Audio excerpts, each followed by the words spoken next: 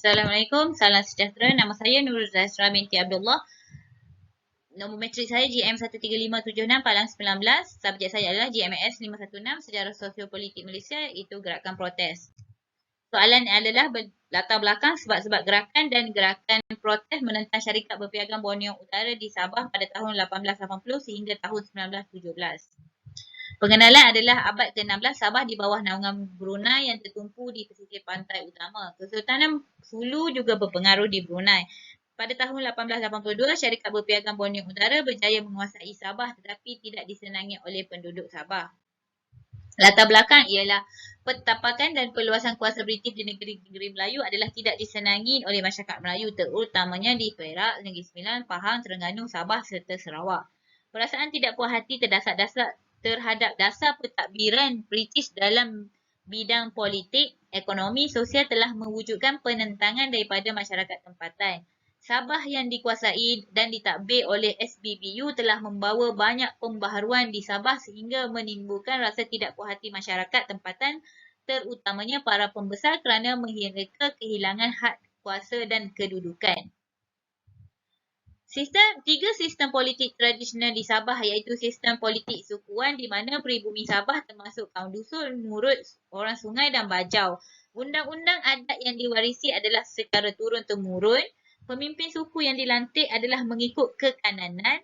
Tugasnya adalah melindungi dan menjadi penimbang tara sekiranya ada masalah dalam kalangan masyarakat di Sabah. Pembantu pemimpin suku adalah orang yang dihormati dan terpilih menjadi ahli majlis kampung. Sistem kesultanan pula adalah menerusi dua sistem iaitu Brunei dan Sulu. Brunei yang tertumpu di lembah sungai utama iaitu Sungai Kerajaan, Sungai Kuripan dan Sungai Tuling.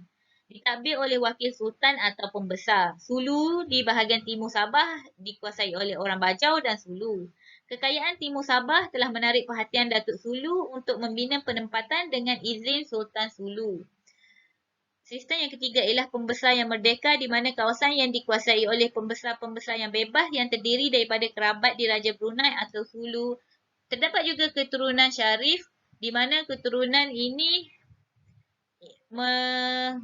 terdapat golongan pembesar-pembesar yang disokong oleh sekumpulan pengikut yang berani yang mana pembesar-pembesar ini adalah berjiwa merdeka dan tidak hairan lagi jika gerakan penentangan awal terhadap British ini dipelopori oleh kumpulan ini. Sebab-sebab penentangan adalah dari aspek ekonomi di mana SBBU memang mengganggu kehidupan penduduk kampung dengan mengenakan cukai yang baru. SBBU juga menguatkuasa cukai ke atas barang-barangan dagangan dan bayaran lesen perahu. Penduduk tempatan juga dibebani dengan cukai kepala dan cukai beras. Selain daripada dikenakan cukai, penduduk di kawasan pendalaman dikerah untuk membina telegraf melalui amalan buruh paksa. SBBU juga membuka tamu di beberapa buah tempat. Langkah ini tidak disenangi oleh penduduk di beberapa kawasan suku. Ki Wajau di Penampang telah menyerang dan membunuh seorang pegawai British di Keningau sebagai memprotes tindakan SBBU. Melalui aspek sosial dan agama pula, penentangan dimulai dengan Mak Saleh yang didorong daripada semangat perjuangan jihad orang Sulu yang menentang kuasa Sepanyol di Filipina. Seorang pegawai SBBU iaitu Alexander Crook menganggap Mak Saleh sebagai Mahdi baru. Pengaruh Islam juga dibuktikan daripada catatan pada alat-alat kebesaran yang mengatakan hasrat Mak Saleh untuk meningkatkan lagi syiar Islam. SBBU juga bimbang dengan pengaruh Sulu Islam yang begitu kuat menentang penjajahan di Filipina. Dari aspek politik pula, pada tahun 1894, Mak Saleh telah membunuh 2 orang pedagang Iban di Sungai Sugut. Tapi Mak Saleh enggan menyerahkan pengikutnya itu kepada SBBU. Mak Saleh melarikan diri apabila SBBU menyerang kampungnya di Pulau Jambangan. Pada tahun 1895 pula, Mak Saleh dan beberapa orang pembesar tempatan pergi ke Sandakan untuk berunding dengan SBBU tentang masalah cukai kepala, lesen perahu dan tindakan keras pegawai British terhadap penduduk di Sabah.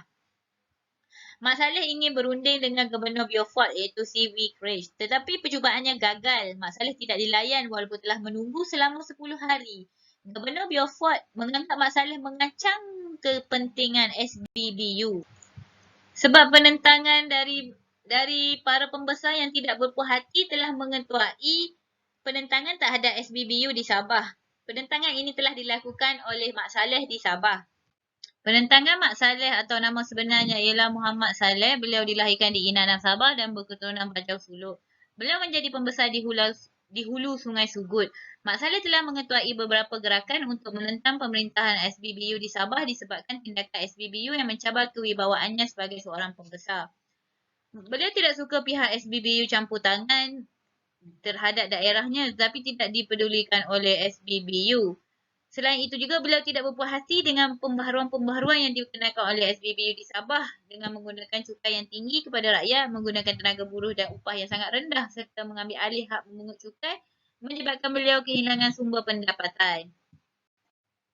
Penentangan Mak Saleh juga menyebabkan pihak syarikat berpiagam Borneo Utara telah menyerang dan membakar Inanam pada tahun 1897. Mak Saleh dan pengikut-pengikutnya telah memusnahkan pusat pentadbiran British di Pulau Gaya.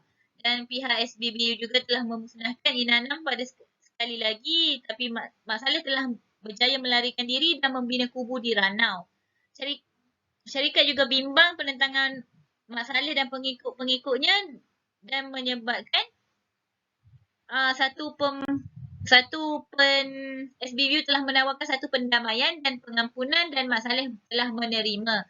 Maka terjadilah perjanjian di Menggatal di mana SBBU membenarkan Mak Saleh mengurus takbir di daerah Tambunan. Tetapi SBBU telah mukir janji dengan mengambil kembali Tambunan menyebabkan Mak Saleh marah dan berang. Pada tahun 1899, SBBU telah menyerang penempatan Mak Saleh secara besar-besaran dan menyebabkan pada 1 Februari 1900, Mak Saleh berjaya ditewaskan dan terbunuh dalam serangan itu.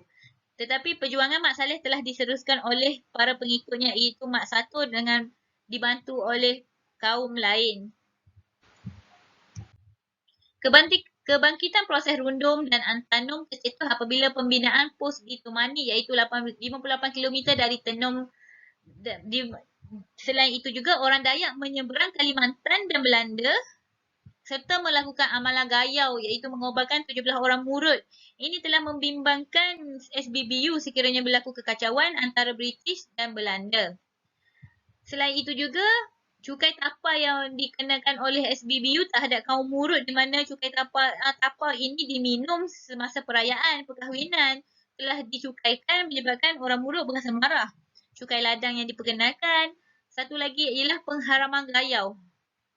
Bila pengharaman gayau ini diharamkan, timbul tidak puas hati orang murut untuk balas dendam mereka terhadap orang Dayak.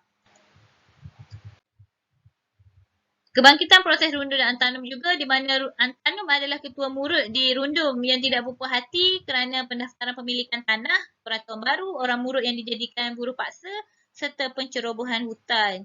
Jun 1915, Antanum memulakan penentangan tapi berjaya dipatahkan oleh pihak SBBU. Pada Februari 1915, Antanum serang persiangan dan pejabat pegawai daerah Rundum dan telah menyebabkan SBBU hampir tewas dan meminta bantuan tambahan. Pada April 1915, SBBU telah menyerang Antanum dan para pengikutnya terbunuh dan berakhirlah kebangkitan kaum murut di Sabah. Kesimpulannya ialah campur tangan British di Sabah mengancam bukan sahaja dari aspek politik, ekonomi, malahan sosial. Tapi turut kepercayaan masyarakat tempatan di mana banyak pembaharuan baru yang mengganggu tugas para pembesar serta pengenalan cukai yang membebankan penduduk tempatan.